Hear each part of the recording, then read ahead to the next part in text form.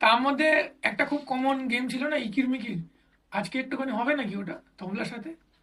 কি বলছেন, হবে তো? ওকে। সো তাহলে চলুন আজকে আমরা একটুখানি শুনে নিই কেমন লাগে, দেখা যাক। আর ছোটবেলায় একবার ফিরে যাওয়া যাক।